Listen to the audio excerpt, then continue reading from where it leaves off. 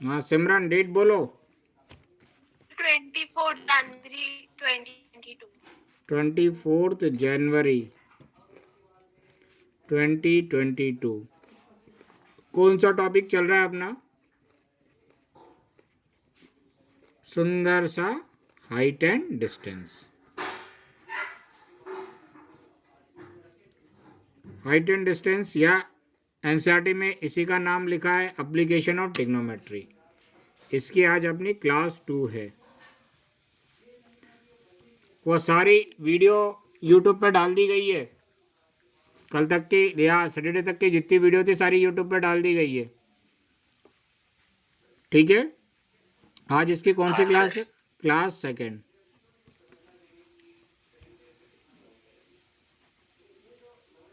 Last class में क्या पढ़ा था अपन ने? लास्ट क्लास में अपन ने पढ़ा था बेसिक। इसका क्या देखा था अपन ने कि जिस की हाइट अपन ऑर्डिनरी मेथड से नहीं निकाल सकते या नॉर्मल वे से नहीं निकाल सकते, यहां पर अपन को उसकी हाइट फाइंड आउट करनी है। अपन को अपनी हाइट नहीं फाइंड आउट करनी है, अपन को अपने घर की हाइट नहीं फाइंड आउट करनी है, अपन को किसी बांस की लेंथ नहीं फाइंड आउट करनी है। राइट जिस चीज़ की भी हाइट अगर अपन ऑर्डिनरी मेथड से फाइंड आउट नहीं कर सकते, उसकी हाइट अपन को फाइंड आउट करनी है। फिर अपन ने देखा था किस किस चीज़ की हाइट ऑर्डिनरी मेथड से अपन फाइंड नहीं कर सकते। तो अपन ने उसमें एक नाम देखा था माउंटेन। इसकी हाइट अपन इतनी आसानी से फाइंड आउट नहीं कर सकते। Cliff, temple. राइट साउथ में चले जाओ, साउथ इंडिया में बहुत बड़े बड़े टेम्पल होते हैं। ठीक है। टेम्पल, फिर electric pole, tree, building, tower और लाइट हाउस।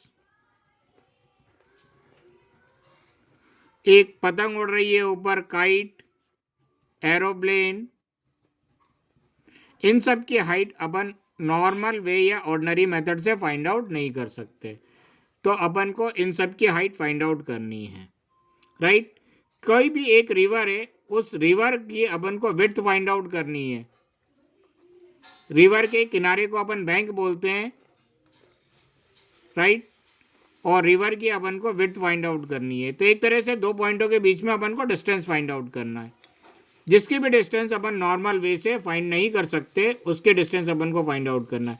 या इंडियन ओशन या अरेबियन सी या बे ऑफ बंगाल में दो शिप है, दोनों शिपों के बीच की डिस्टेंस फाइंड आउट करनी है, तो अपन थोड़ी सी ट्रिग्नोमेट्री की हेल्प लेंगे। तो पूरे हाइट एंड डिस्टेंस में अपन को इन सारे वर्डों से पाला पड़ेगा। हर क्वेश्चन में ये सारे वर्ड मिल जाएंगे, तो इनसे डरना नहीं, इनसे दोस्ती कर लेना।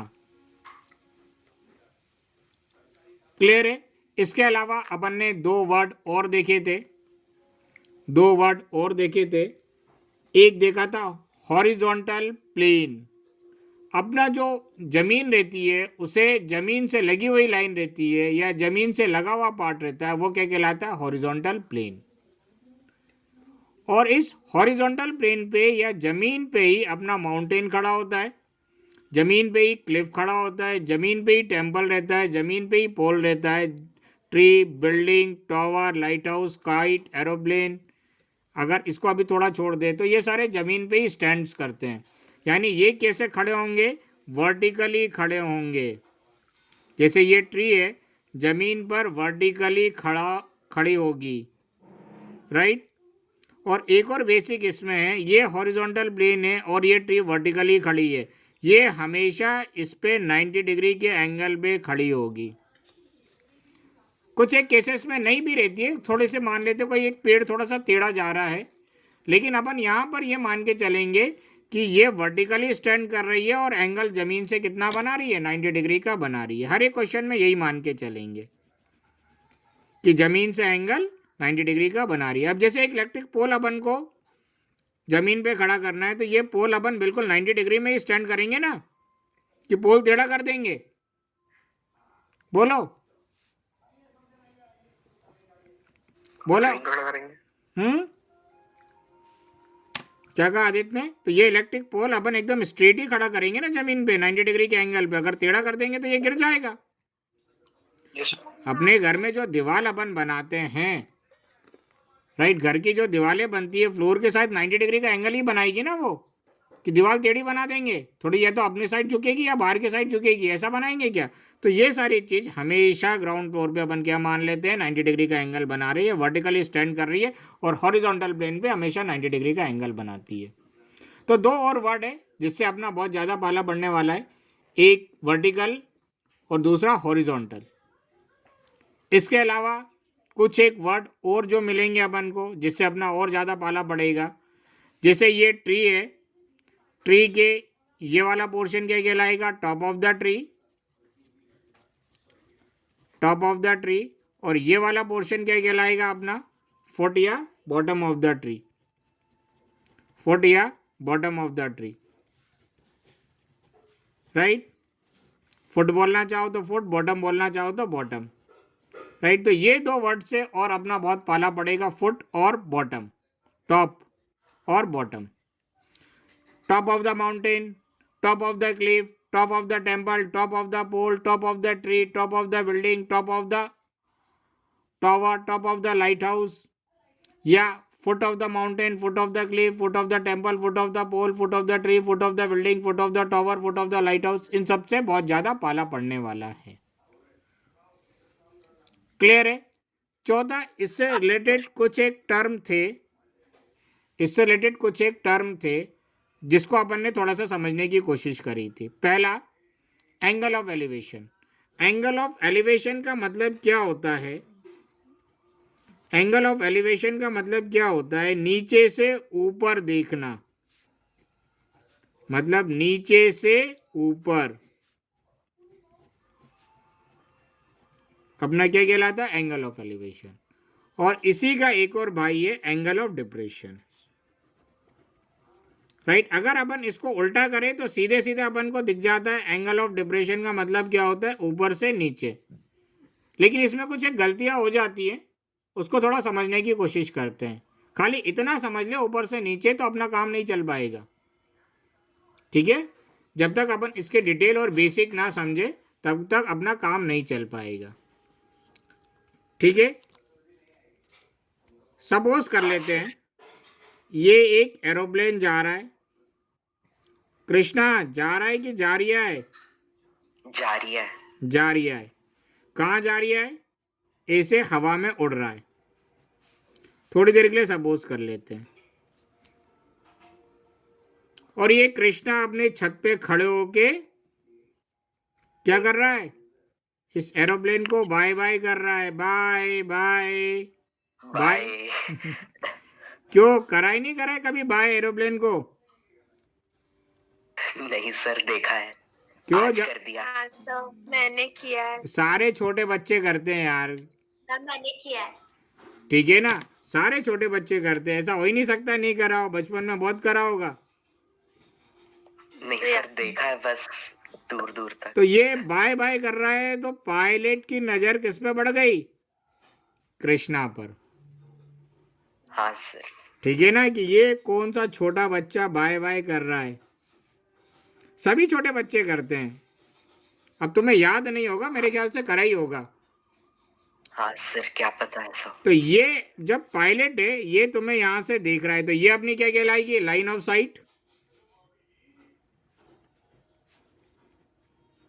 ये अपनी क्या कहलाएगी, लाइन ऑफ साइट, राइट। अब ये जो एरोप्लेन जा तो इस डायरेक्शन में रहा है और ये यहां से तुम्हें देख रहा है, क्लियर है। पहली तो चीज ये पायलट ऊपर से नीचे की तरफ देख रहा है, और ये पायलट जब ऊपर से नीचे की तरफ देख रहा है तो इस हॉरिजॉन्टल लाइन के साथ, इस हॉरिजॉन्टल लाइन के साथ ये जो एंगल बनेगा, ये जो एंगल बनेगा, इस एंगल को अपन बोलेंगे एंगल ऑफ डिप्रेशन। इस एंगल को बोलेंगे एंगल ऑफ डिप्रेशन। कोई डाउट? तो नहीं सर। पहला बेसिक तो ये आ गया कि एंगल ऑफ डिप्रेशन का मतलब क्या होता है, ऊपर से नीचे। अरे ये दोनों वर्ड अभी बहुत परेशान करेंगे, angle of elevation, angle of depression, ऊपर से नीचे और नीचे से ऊपर, इतना आसान नहीं है। अब अपन को बनाना है, अब अपन को बताना है। अब कृष्णा खड़े खड़े, कृष्णा ने बाय तो कर दिया। अब कृष्णा खड़े खड़े सोच रहा है कि ये एरोप्लेन कितनी ऊपर उड़ रहा है, या हाइट ऑफ द एरोप्लेन क्या है। तो कृष्णा, हाँ सर। राइट, एरोप्लेन कितने ऊपर उड़ रहा है, हाइट ऑफ द एरोप्लेन क्या है। तो हाइट ऑफ द एरोप्लेन, ये कृष्णा खड़ा हुआ है, यहां से यहां तक की डिस्टेंस कहलाएगी हाइट। हाँ सर। राइट, यहां से यहां तक की डिस्टेंस कहलाएगी हाइट ऑफ द एरोप्लेन। और ये अगर अपन को हाइट फाइंड आउट करनी हो तो अपना ये एक राइट एंगल ट्रायंगल बन गया। Yes sir. पक्का, हाँ सर। कोई दिक्कत। लेकिन नहीं सर। No sir. इसमें अपन थोड़ा सा चेंजेस कर दे तो अपने लिए सुविधा हो जाएगी। इसके पैरेलल अपन ये एक लाइन ड्रॉ कर दें, और इसके पैरेलल अपन ये एक लाइन ड्रॉ कर दें। बोलो। Yes sir. तो ये भी अपना एक राइट एंगल ट्रायंगल बन गया। Yes sir. बन गया। सर ये लाइन क्यों पैरेलल हाँ, किया है? हाँ, अभी देख रहे हैं क्यों ड्रॉ करिए। तो ये भी अपना एक राइट एंगल ट्रायंगल बन गया।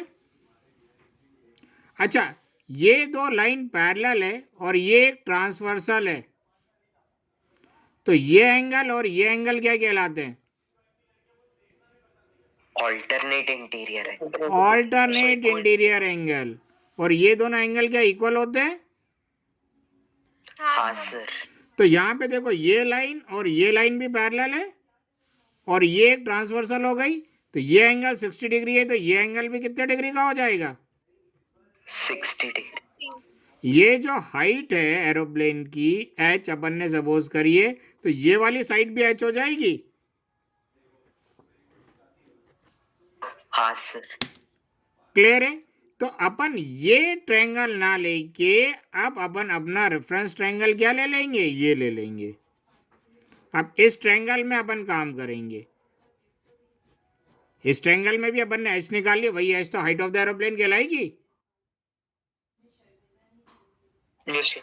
या यहीं से अपन ने परपेंडिकुलर ड्रॉ कर दिया, तो ये भी तो हाइट ही कहलाएगी एरोप्लेन की। कहलाएगी नहीं कहलाएगी, बताओ। हाँ सर। यहीं से परपेंडिकुलर ड्रॉ कर दिया। और ये Yes. पॉइंट जहां ग्राउंड पे आ रहा है वहां पे कृष्णा के से कितनी डिस्टेंस पर है, ये अपन ने बीसी की तरह डिनोट कर दिया, और ये अपना एसी लाइन ऑफ साइट हो गई।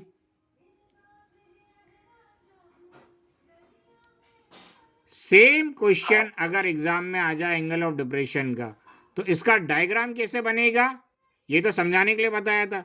इसका डायग्राम कैसे बनेगा, ये रहा एरोप्लेन और ये कृष्णा खड़ा है, और ये एरोप्लेन इस डायरेक्शन में जा रहा है। नहीं भी जा रहा हो तो अपन को ऐसे डॉटेड लाइन बना देना है, और वो नीचे की तरफ देख रहा है, तो एंगल कितने डिग्री है, 60 डिग्री। राइट। और ये एरोप्लेन की हाइट है, ग्राउंड तक जा रही है, और यहां से यहां तक की डिस्टेंस ये डिनोट कर दी ग्राउंड की। ये राइट एंगल है और ये 60 डिग्री है। अगर इस क्वेश्चन में, अगर तुमने इस क्वेश्चन में ये डॉटेड लाइन नहीं बनाई तो तुम्हारा डायग्राम यहीं पे गलत हो जाएगा। डॉटेड लाइन और ये एंगल नहीं लिखा तो यहीं पे ये गलत हो जाएगा। ये डॉटेड लाइन ही शो करेगा कि आपका एंगल ऑफ डिप्रेशन बन रहा है।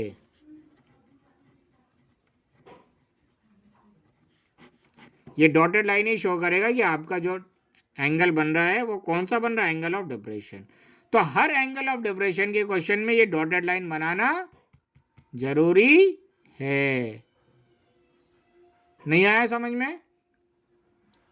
आगे सर। सर फिर यहाँ पे क्यों नहीं एक और 90 डिग्री बनाया? ये जरूरत नहीं है ना, अननेसेसरी अनवांटेड लाइन है। अच्छा ठीक है सर। इसी से काम हो जाएगा ना, रेफरेंस ट्रायंगल ये बना लिया अपन ने। ठीक है सर। ये आप देखो, जब अपन रेफरेंस ट्रायंगल इस ट्रायंगल में काम कर रहे हैं तो ये जरूरत है क्या? नहीं ये सर। तो अननेसेसरी अनवांटेड लाइन है ना, आपकी इच्छा हो बना लेना, हाँ सर। राइट। हमारे टाइम तो ये एंगल ऑफ डिप्रेशन ऐसे डॉटेड लाइन बनाने का ये एंगल भी लिखना पड़ता था, ये एंगल इक्वल होंगे अल्टरनेट इंटीरियर एंगल, ठीक है ना। अभी इतना ज़्यादा देखने को नहीं मिलता है कि रिप्रेजेंटेशन में ये लिखना पड़े। अब इसमें इंपॉर्टेंट पॉइंट जो आप लोग आगे गलतियां करने वाले हो, करोगे ठीक है ना। हर साल बताने के बाद भी बहुत सारे बच्चे करते हैं। NOTE नोट, कौन आया अभी? सर मैं वो दूसरी आईडी से पता नहीं अपने आप लेफ्ट हो गया, तो फिर ज्वाइन ही नहीं हो पा रहा था उस आईडी से वापस। तो इतनी जो क्लास दूसरे आईडी से चली वो गई पूरी क्या? नहीं सर, सिर्फ 5 मिनट। चलो, NOT नोट, जो गलतियां तुम लोग करने वाले हो हर साल बताने के बाद भी गलतियां हो जाती है बच्चों से, एकदम से दिमाग में क्लिक नहीं करता। एंगल ऑफ एलिवेशन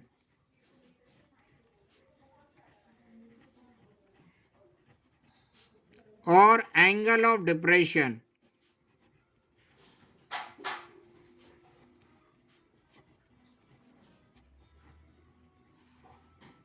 दोनों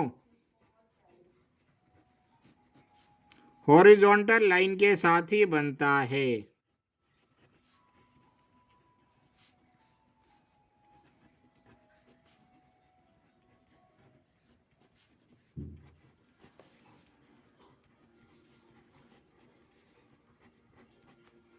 ठीक है ना, कभी भी वर्टिकल लाइन के साथ नहीं बनता।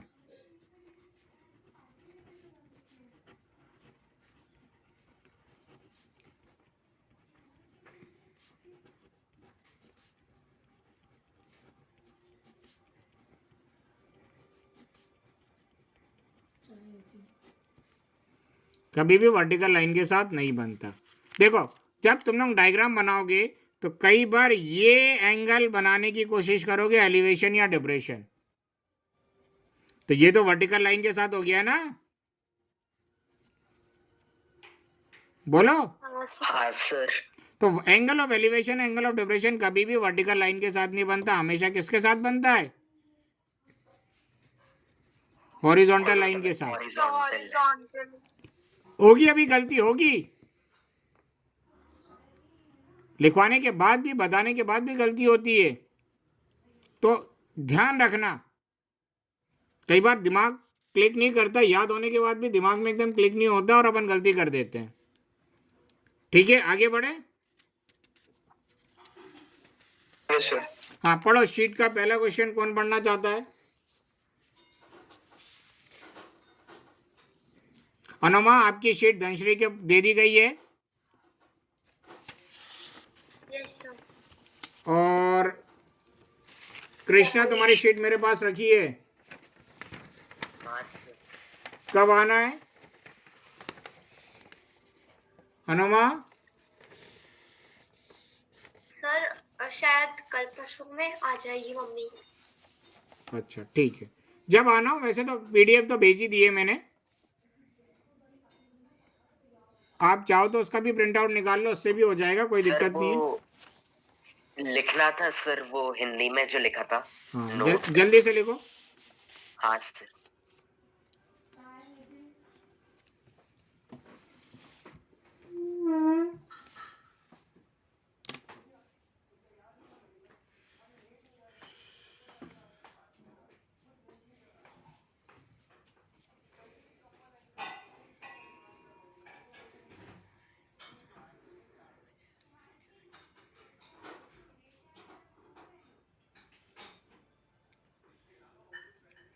हाँ सर, लिख लिया।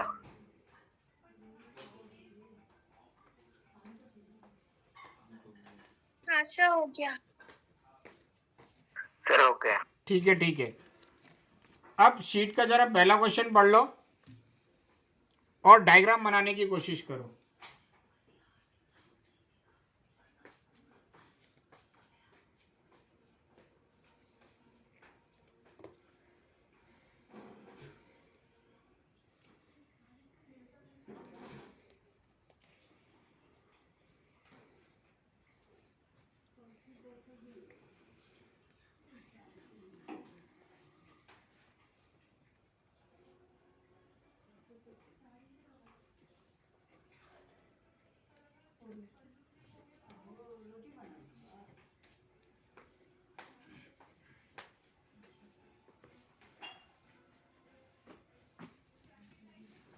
बना लिया सर। बना लिया? बाकी लोग भी बना लो।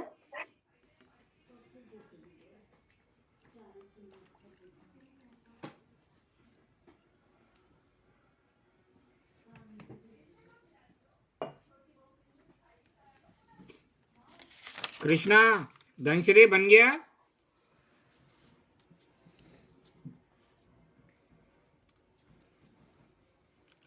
धनश्री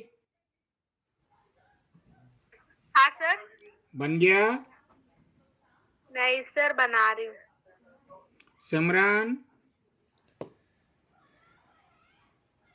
बन गया सर। अनुमा यस सर, बन गया। सर बन गया। हाँ, क्या कह रहे क्वेश्चन? रीड करो।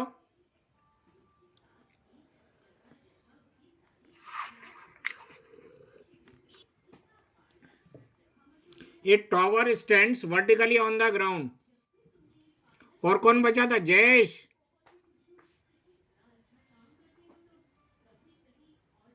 हो गया sir. A tower stands vertically on the ground. ये रहा भैया एक टॉवर, ग्राउंड पे खड़ा है। ठीक है, a tower stands vertically on the ground from a point on the ground. Ground पे एक पॉइंट है। अब वो पॉइंट ग्राउंड पे कहीं पर भी हो सकता है। मान लेते हैं ग्राउंड लेवल है, वो पॉइंट ग्राउंड पे कहीं पर भी हो सकता है। इधर भी हो सकता है, इधर भी हो सकता है। अपन को मालूम नहीं है किस साइड है। देखते हैं, आगे पढ़कर समझने की कोशिश करते हैं।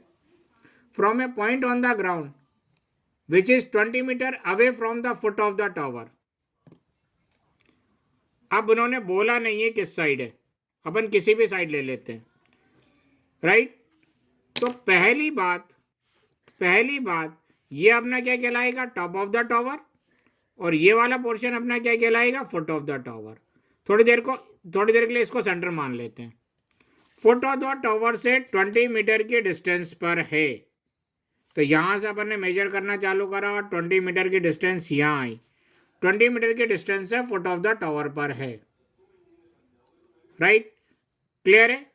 दो चीज हो सकती है ना, फुट ऑफ द टावर से 20 मीटर के डिस्टेंस पर है या टॉप ऑफ द टावर से 20 मीटर के डिस्टेंस पर है। इन्होंने क्लियर कट बोल दिया फुट ऑफ द टावर से 20 मीटर के डिस्टेंस पर है। मान लेते हैं 20 मीटर के डिस्टेंस पर ये रहा अपना पॉइंट ए। ठीक है, आगे क्या बोल रहे हैं? The angle of elevation of its top, यहां से इसके एंगल ऑफ एलिवेशन के टॉप पर, यहां से इसके टॉप पर एंगल ऑफ एलिवेशन जो बन रहा है वो कितनी डिग्री बन रहा है? 60 डिग्री। कितना बन रहा है? 60 degree. Find the height of the tower. तो हाइट ऑफ द टावर ये हो जाएगी, बोलो। सर रुक जाओ, अभी Yes, इतनी sir. इतनी जल्दी नहीं है, रुक जाओ। जब जल्दी होगी मैं खुद ही बता दूंगा। अब यहां पर देखो, ये अपन ने टावर बनाया है। किसी क्वेश्चन में माउंटेन आएगा तो माउंटेन बनाने बैठ जाएंगे क्या? किसी क्वेश्चन में ट्री आएगा तो ट्री बनाने बैठ जाएंगे क्या? किसी क्वेश्चन में टेम्पल आएगा तो टेम्पल बनाने बैठ जाएंगे क्या? तो यहाँ पे डायग्राम बनाते समय अपन इस टॉवर को एक स्ट्रेट लाइन से डिनोट करेंगे। कैसे डिनोट करेंगे? स्ट्रेट लाइन से। ट्री बोलेंगे तो ट्री को भी एक स्ट्रेट लाइन से डिनोट करेंगे। माउंटेन बोलेंगे तो माउंटेन को भी एक स्ट्रेट लाइन से डिनोट करेंगे। टेम्पल बोलेंगे तो टेम्पल को भी एक स्ट्रेट लाइन से ड्रॉ करेंगे। ये अपना स्ट्रेट लाइन किसको डिनोट कर रहा है? टॉवर को। और इस स्ट्रेट लाइन का ये टॉप पॉइंट अपना क्या कहलाएगा? Top of the tower. कोई डाउट? हाँ सर। और ये बॉटम वाला पॉइंट क्या कहलाएगा? फुट या bottom of the tower. Clear है? अब इसी डायग्राम को बनाना हो तो ये फुट से 20 मीटर के डिस्टेंस पर एक पॉइंट है ए, ले लिया। अब यहां से एंगल ऑफ एलिवेशन अपना कितना बन रहा है? 60 डिग्री। राइट, ये रहा पॉइंट बी, ये रहा पॉइंट सी, और ये डिस्टेंस कितनी दे के रखिए? 20 मीटर। और अपन को मालूम है वर्टिकली टॉवर जो हॉरिजॉन्टल प्लेन पे स्टैंड करेगा वो कितने डिग्री का एंगल बनाएगा? 90 डिग्री का। कोई डाउट? क्या फाइंड आउट करना है? क्या फाइंड आउट करना है अपन को? Height of the tower. Height. तो टॉप और बॉटम के बीच की डिस्टेंस इस टॉवर की अपनी क्या कहलाएगी? हाइट। यही कहलाएगी हाइट। और हाइट को h मान लें। अब इतना डायग्राम बनाने के बाद, डायग्राम में सारे डायमेंशंस लिख दिए। डायग्राम बनाने के बाद अपन को 2 स्टेप लिखना भी पड़ेगा। अगर आप स्टेप नहीं लिखोगे तो गड़बड़ हो जाएगी। क्या स्टेप लिखना पड़ेगा? Let h be the height of the tower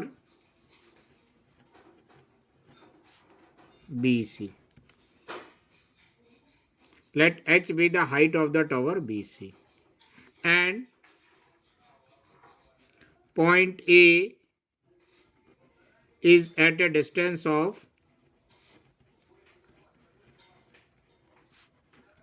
20 meter from foot of the tower. कोई डाउट? बोलो। No sir. अब दूसरा काम इसमें, पहला काम क्या है? डायग्राम बनाना। दूसरा काम क्या है इसमें? क्या गिवन दे के रखा है, क्या फाइंड आउट करना है वो लिखना है। क्या गिवन दे के रखा है, क्या फाइंड आउट करना है वो लिखना है। तो कैसे लिखते हैं? सबसे पहले एंगल लिखेंगे। कितने डिग्री का एंगल ऑफ एलिवेशन? 60 डिग्री का। एंगल के सामने वाली साइड परपेंडिकुलर। परपेंडिकुलर किस साइड को रिप्रेजेंट कर रही है? पीसी को। और ये अपन ने क्या सपोज करा? एच। और यही अपन को फाइंड आउट करना है। बोलो। Yes sir. हाँ सर। और 9 थीटा के सामने वाला साइड परपेंडिकुलर, 90 डिग्री के सामने वाला साइड हाइपोटेन्यूज। बच गया है तीसरा साइड बेस। हाइपोटेन्यूज का भी कोई काम नहीं है। बेस किस साइड को रिप्रेजेंट कर रहा है? ए बी को। और ये कितना है? 20 मीटर। कोई डाउट? पहला काम डायग्राम बनाना और कंप्लीट कर लेना। कंप्लीट मतलब डायमेंशन लिख लेना। दूसरा काम क्या गिवन है और क्या फाइंड आउट करना है ये लिख लेना। कोई डाउट इसमें? तीसरा काम क्या करना है? फॉर्मूला बनाना है। कैसे बनाते हैं formula? Unknown upon known. Known upon known. ठीक है, फॉर्मूला कैसे बनाएंगे? अननोन मतलब किस साइड को फाइंड आउट करना है? परपेंडिकुलर को। और कौन से साइड गिवन है? पीस। Unknown upon known. क्या आ गया? So tan 60. तीसरा काम अपना क्या है? फॉर्मूला बनाना। और चौथा काम क्या करना है? इस फॉर्मूले में वैल्यू रख के सिंप्लीफाई कर देना। परपेंडिकुलर कितना है? h। बेस कितना है? 20 इज इक्वल टू 10 की जगह 10। थीटा कितना है 60 डिग्री, वैल्यू रख दी। अब सिंप्लीफाई कर लें, देखो yes sir. h upon 20 equal tan 60 की वैल्यू √3, 20 इधर डिवाइड में इधर जाएगा तो मल्टीप्लाई h इक्वल 20√3 मीटर। या इसको और आगे लिख लेते, h इक्वल 20√3 की वैल्यू कितनी होती है 1.732। याद नहीं हो तो याद कर लेना, ये दे भी सकते हो और नहीं भी दे सकते, राइट। h इक्वल 2 से मल्टीप्लाई कर दे, 2 2 जा 4, 2 3 जा 6, 2 7 जा 14, कैरी ओवर 1, 2 1 जा 2 और 1 3, ये एक जीरो था, साथ में जीरो लगा दिया, 1 2 3 1 2 3, 3 डिजिट बाद डेसिमल आ जाएगा, या अपन इसको बोल सकते 34.64 मीटर। टॉवर की हाइट आ गई। Yes sir. डाउट हो तो चढ़ के रस्सी गिरा के मेजर कर सकते हो। नहीं सर, डाउट नहीं है। ऑप्शन खुला हुआ है।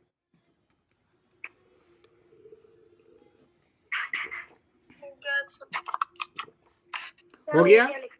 हाँ सर। सारे क्वेश्चन में यही मेथड फॉलो करेंगे। पहला काम क्या करना है कृष्णा, सर डायग्राम और डायग्राम बनाना है। दूसरा काम क्या गिवन दे के रखा है, क्या फाइंड आउट करना है, ये लिखना है। कैसे लिखना है क्लियर कर दिया ना। हाँ सर। तीसरा काम क्या है, फॉर्मूला बनाना। और चौथा काम क्या है, फॉर्मूले में वैल्यू सब्स्टिट्यूट करके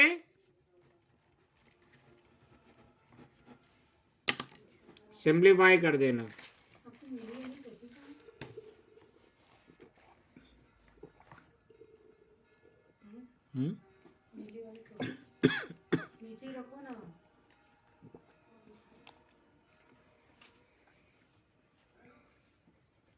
हो गया। हाँ सर। जरा क्वेश्चन नंबर 2 रीड करो।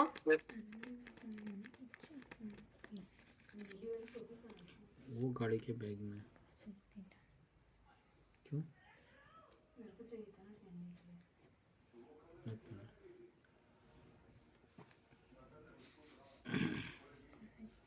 कौन रीड करना चाहेगा?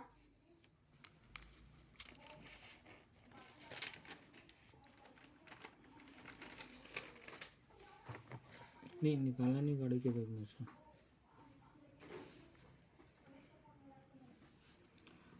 कौन पतंग उड़ाना चाहेगा?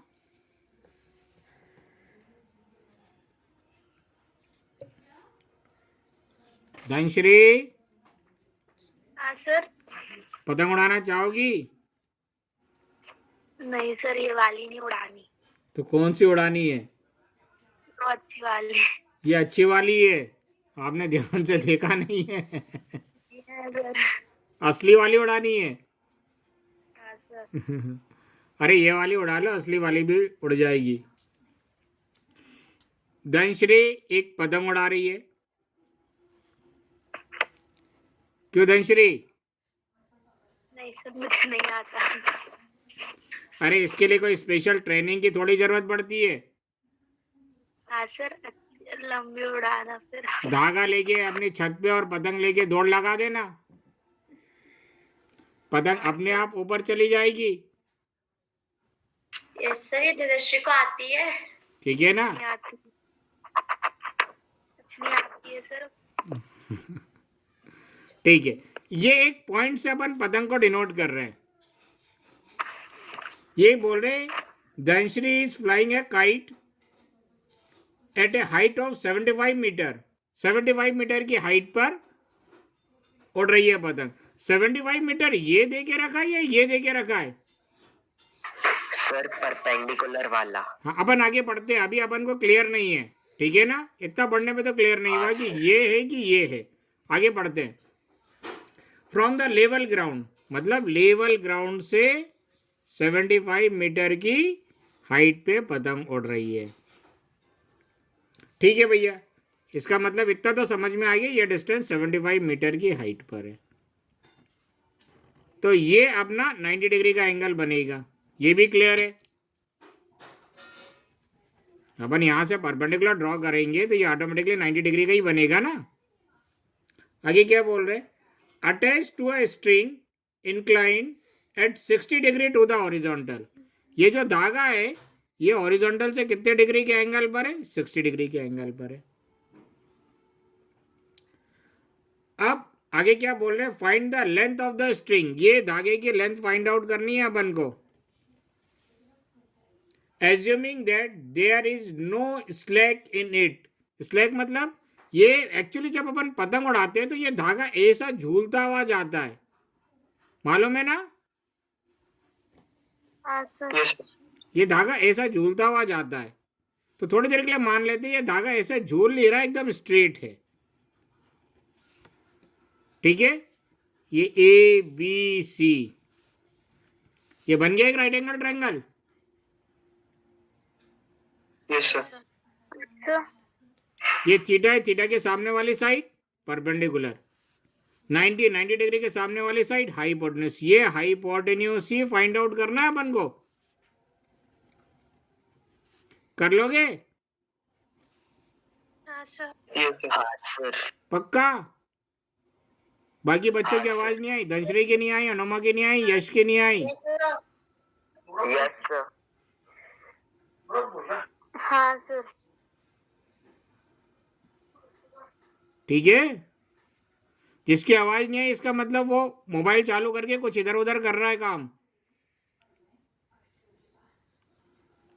कर लो जरा इसको, थोड़ा 2 स्टेप लिख देना। Let A B be the which is flying at a height of 75 meter from the level ground. एक दो स्टेप लिख लेना अपने अनुसार।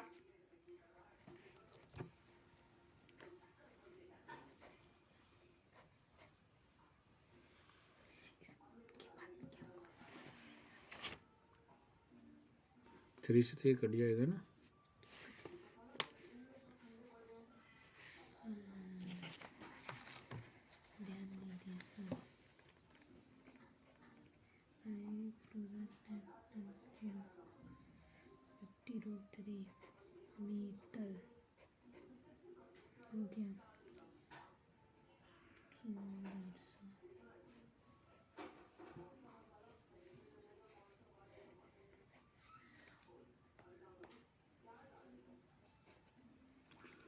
हो गया?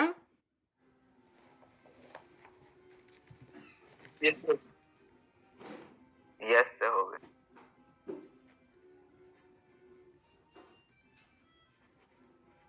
हो गया सर। हाँ सर, हो गया।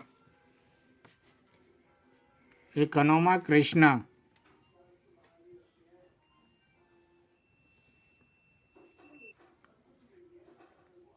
अनुमा यस सर, 1 मिनट। वो तो आपका पेटेंट है। कृष्णा सर सॉल्व हाँ सर, हो ही रहा है बस।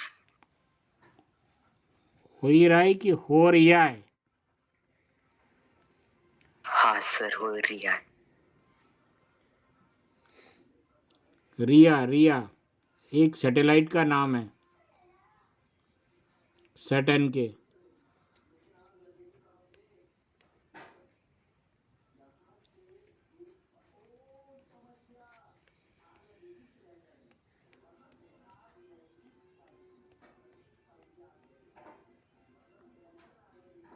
अनुमा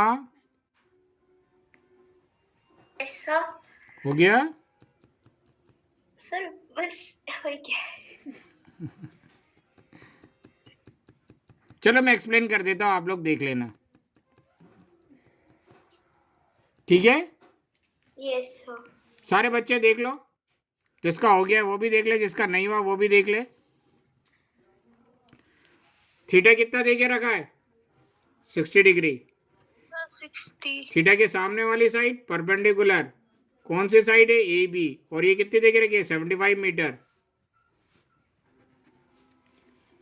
थीटा के सामने वाली, ये 90 डिग्री के सामने वाली साइड हाइपोटेन्यूज, ये कितना? ए सी।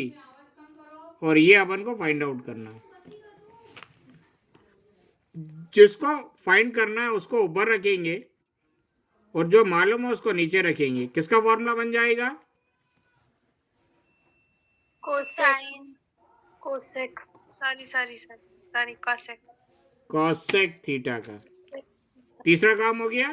पहला काम डायग्राम बना लिया, दूसरा काम क्या गिवन क्या फाइंड आउट करना था वो लिख लिया, फॉर्मूला बना लिया। अब वैल्यू रख के सिंप्लीफाई कर देते।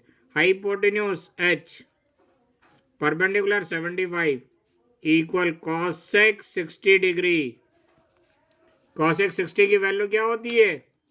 2/√3।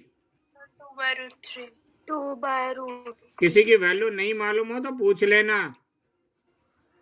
वैसे सारी वैल्यू याद करवाइए, आप भूल जाओ तो वो अलग बात है।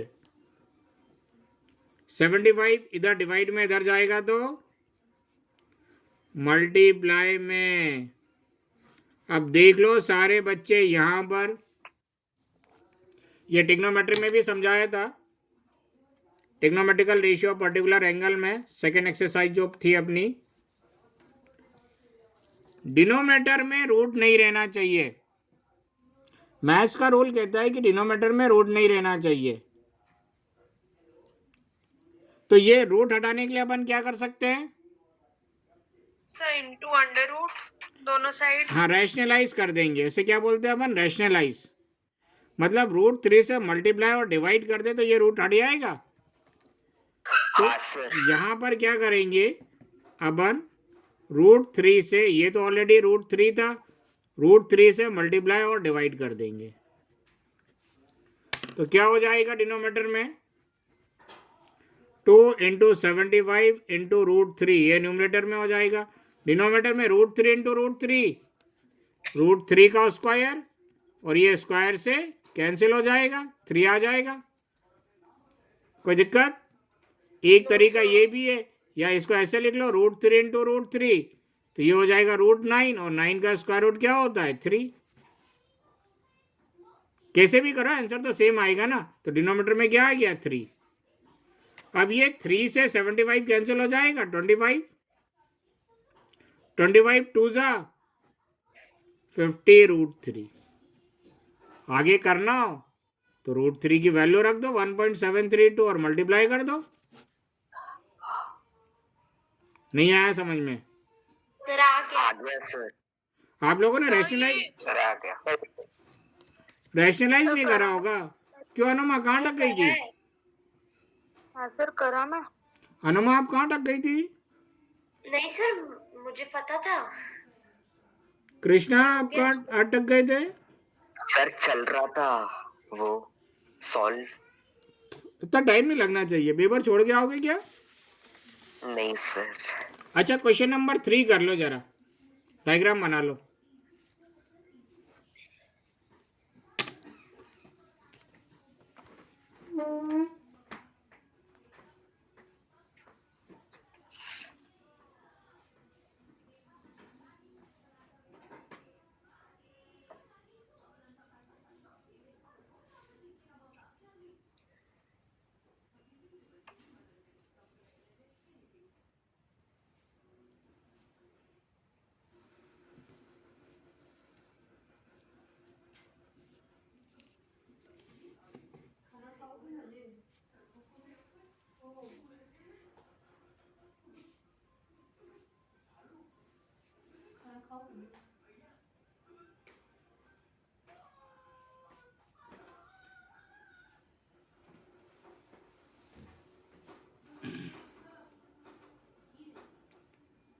बन गया डायग्राम? चलो रुक जाओ, देखते हैं अपन। सब देख लो, यहाँ पे पेन रख दो जरा। Yes sir. समझदार मत बनना, नहीं तो गड़बड़ हो जाएगी। पेन रख दो। हाँ पढ़ो अनुमा, क्वेश्चन पढ़ो। सर मेरे पास नहीं है। PDF तो होगा ना? अच्छा सर PDF। अच्छा, ऐसा काम नहीं करना, यस सर। ठीक है ना? धनश्री क्वेश्चन पढ़ो। हाँ sir, the height of a tree is 10 meters. रुक जाओ। एक ट्री है, बहुत बड़ी, उसकी हाइट कितनी दे के रखी है? 10 मीटर। हाँ, आगे। It is bent by the wind in such a way that its top touches the ground and थोड़ी makes देर an बाद बहुत तेज आंधी तूफान चला। चलता है ना, कभी कभी बहुत तेज हवा चलती है ना, तो ये ट्री यहां से बीच में से टूट गई और टूटकर ए से जमीन पे गिर गई। मतलब ये वाला पोर्शन टूटकर ए से जमीन पे गिर गया। तो ये टॉप कहाँ आके टच हो रहा है? ग्राउंड पे टच हो रहा है। Yes sir. यही बोल रहे हाँ हैं, sir. It is bent by the wind in such a way that its top touches the ground and makes an angle of 60 degree with the ground। तो ग्राउंड के साथ ये एंगल 60 बनाएगा कि ये एंगल 60 बनाएगा? ये एंगल 60 बनाएगा। Yes sir. Makes an angle of 60 degree with the ground। At what height from the bottom? Bottom से कितनी हाइट पर did the tree get bent? Tree टूटी है। कोई डाउट इसमें? मान लेते हैं ये ए बी ट्री है, बीच में बॉटम से यहां से टूटकर यहां इस डी पॉइंट पे आके गिरी है। कोई दिक्कत? No sir. नो। अब देखो, थोड़ी देर के लिए देखो, इसकी हाइट कितनी दे के रखी है इन्होंने? 10 मीटर। तो 10 मीटर ये पूरी हो जाएगी ट्री की हाइट।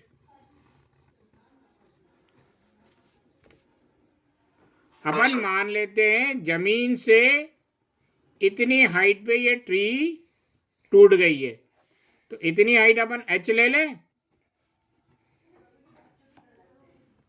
हाँ सर। पक्का? तो ये हाइट कितनी हो जाएगी?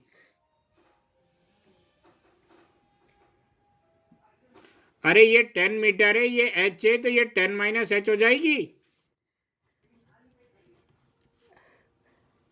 Yes sir. पक्का? Yes sir.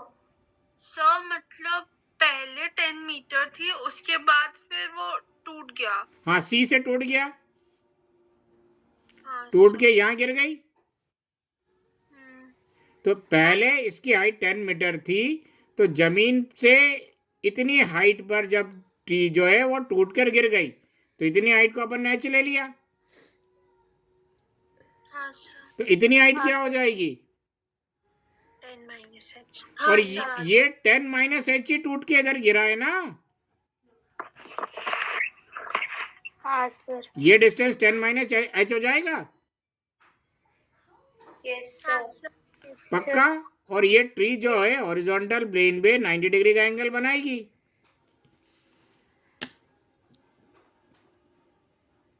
कोई डाउट? तो ये जमीन से कितनी हाइट से ट्री टूटी है, यानी ये अपन को h फाइंड आउट करना है।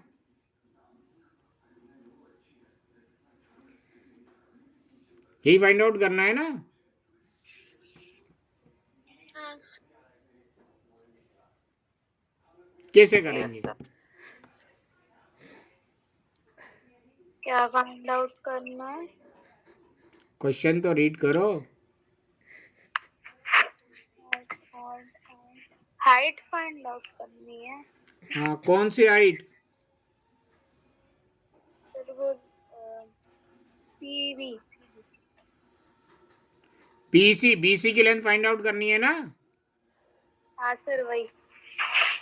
देखो, ये तो अपना हो जाएगा थीटा, थीटा के सामने वाली साइड परपेंडिकुलर, 90 डिग्री के सामने वाली साइड हाइपोटेन्यूज। कोई ट्राई करना चाहता है कि करें? ट्राई करने हैं कोई? करना है। हाँ, कर लो कर लो। तीन ही बच्चे ट्राई करना चाहते हैं। Anoma, yes sir. Yes sir. 4 5 एक और कोई बच गया है क्या? कितने बच्चे हैं? हाँ सर, हाँ मैं भी। हम्म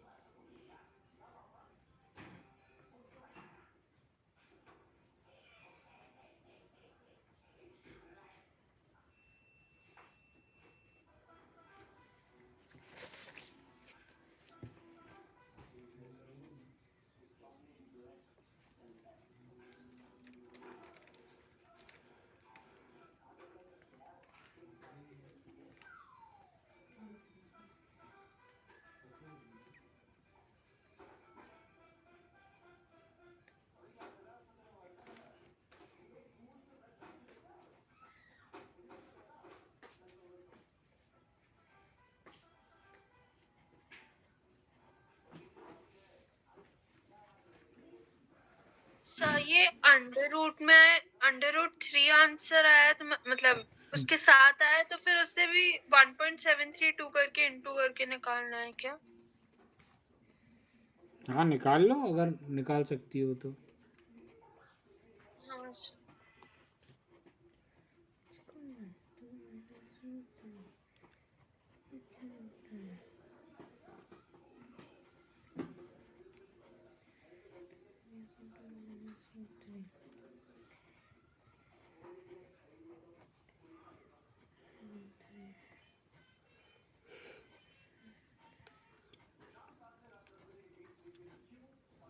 साइन का भी कुछ चेंज होता है ऐसे करते हैं तो कि माइनस में माइनस ही होगा।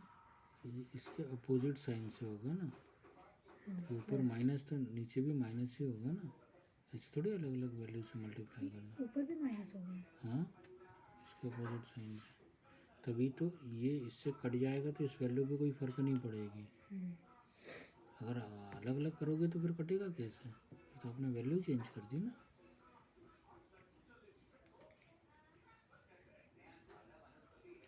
किसी का नहीं हुआ?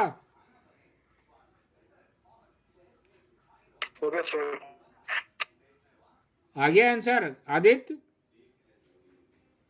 यस सर, आ गया। सर मुझसे नहीं हुआ। हाँ हाँ ठीक, पता है बहुत सारे बच्चों से नहीं बनता है। सर हो गया। आ गया सिमरन? हाँ सर। कितना आया? सर 4.64। हाँ।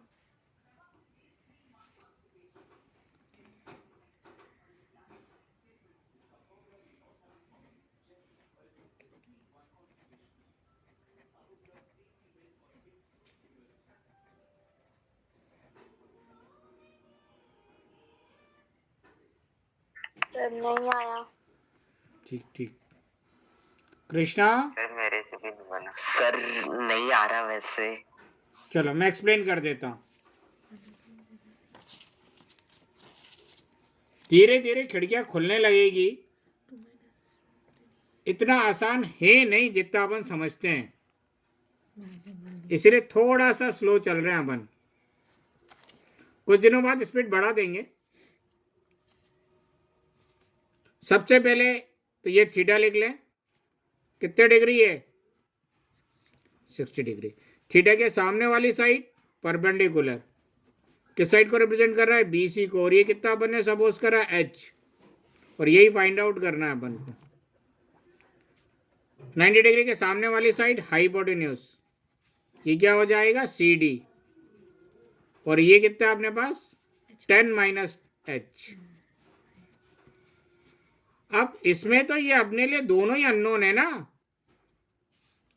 फॉर्मूला बनाते समय किसे अननोन लेंगे? किसी को भी ले लो, कोई फर्क नहीं पड़ता। अपन परपेंडिकुलर को ही अननोन ले लेते हैं, या बोलो तो हाइपोटेन्यूज को अननोन ले ले, कोई फर्क नहीं पड़ेगा, किसी को भी अननोन ले लेंगे। तो अपन परपेंडिकुलर को अननोन ले लेते हैं अपॉन हाइपोटेन्यूज। किसका फॉर्मूला बन गया perpendicular upon hypotenuse? Sir sine sine theta का। तीसरा काम भी हो गया। चौथा काम वैल्यू रख के सिंप्लीफाई करना। परपेंडिकुलर कितना h, हाइपोटेन्यूज कितना 10 minus h equal sine theta कितना है 60 डिग्री। डिनोमिनेटर में दो टर्म है, इसलिए अपन ने यहाँ ब्रैकेट लगाया है ताकि अपन से आगे गलती ना हो। h upon 10 minus h equal sine 60 की वैल्यू √3/2। अब 2 इधर होल डिवीजन में इधर आएगा तो मल्टीप्लाई में 2h √3, या 10 माइनस h इधर होल डिवीजन में इधर जाएगा तो मल्टीप्लाई में। अब क्या करना है अपन को? h फाइंड आउट करना है। तो h को एक तरफ रखेंगे और बाकी सारे टर्म को दूसरी साइड लेके जाएंगे, तभी तो h फाइंड आउट होगा, हाँ सर। राइट? Yes sir. ठीक है, h फाइंड करना है।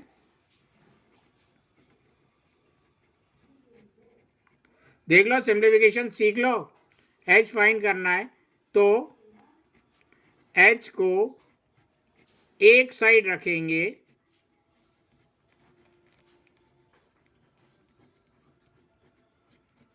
और बाकी टर्म को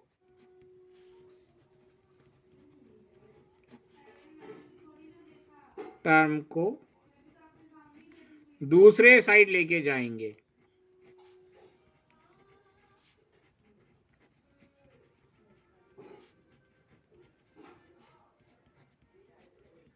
ठीक है ना, यही तरीका है सिंप्लीफिकेशन का।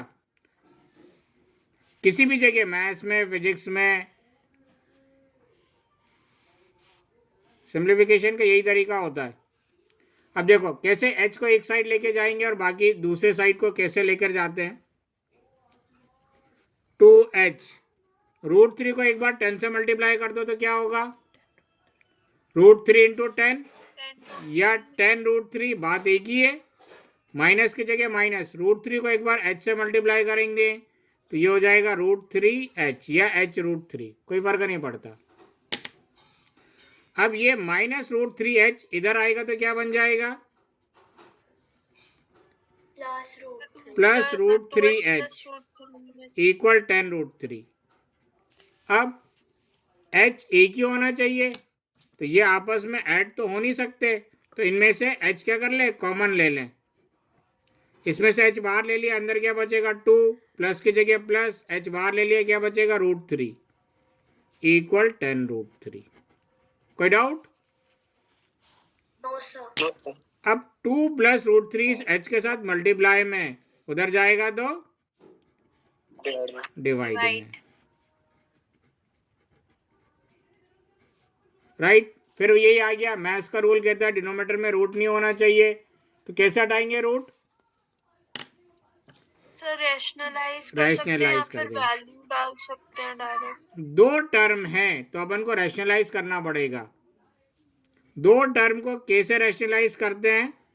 ये 9th क्लास में पढ़ा होगा, हाँ नहीं पढ़ा तो मैं याद दिला दूं। दो टर्म है तो इन दोनों के बीच में जो भी साइन है उसके अपोजिट साइन से मल्टीप्लाई डिवाइड करते हैं। 2 माइनस √3 से मल्टीप्लाई कर दिया और 2 माइनस √3 से डिवाइड कर दिया। कोई डाउट? देखो इससे ये कैंसिल हो गया, इस ओरिजिनल वैल्यू पे कोई फर्क पड़ा गया? No sir. तो रैशनलाइज करने से ओरिजिनल वैल्यू पे कोई फर्क नहीं पड़ता। अब इसमें क्या हो गया,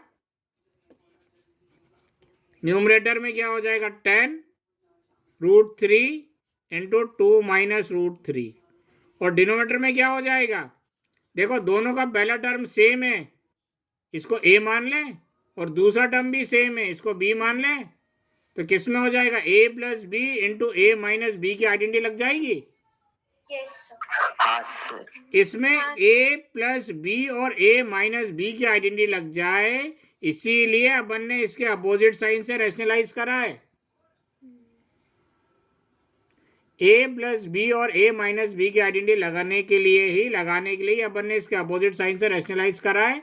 और ए प्लस बी और इंटू ए माइनस बी की आइडेंटिटी क्या होती है? A square minus B square. कोई डाउट? No sir. पक्का? Yes sir. h इक्वल कितना हो जाएगा? 10√3 2 माइनस √3 अपॉन 2 का स्क्वायर 4 माइनस √3 का स्क्वायर 3। ठीक है, यस सर। अब यहां कर देते हैं, तो क्या आ गया? h equal 10√3 into 2 minus √3 upon 1। √3 की वैल्यू रख दे। Yes sir. 10 इंटू √3 की वैल्यू 1.7 कितने दी के रखी है इन्होंने? 32 राइट। 2 माइनस 1.732 अपॉन 1 लिखना जरूरी नहीं है। अच्छा एक बात बताओ, 2 में से 1.732 माइनस करेंगे तो कितना आएगा?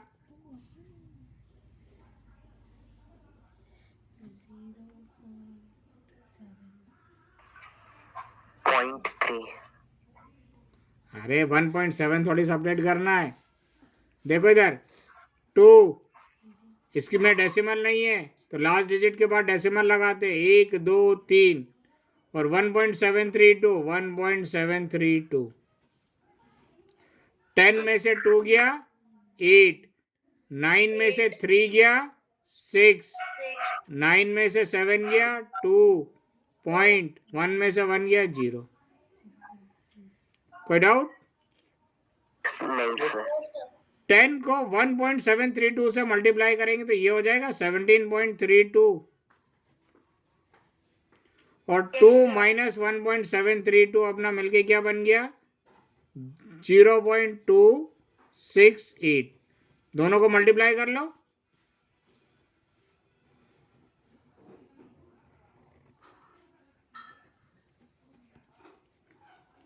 जरा जल्दी से।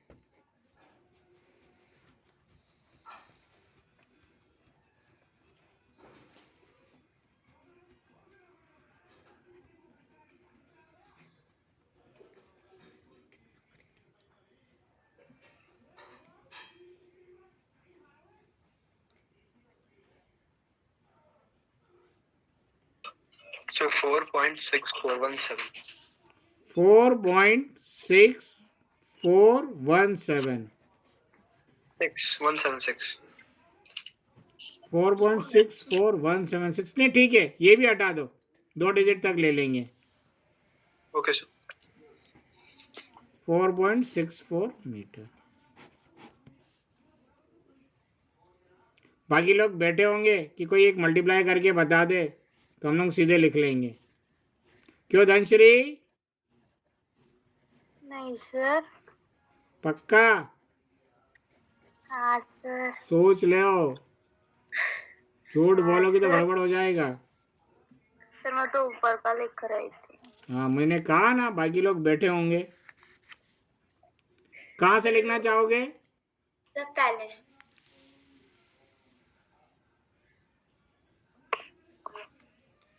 सर ये तो लिख दिया।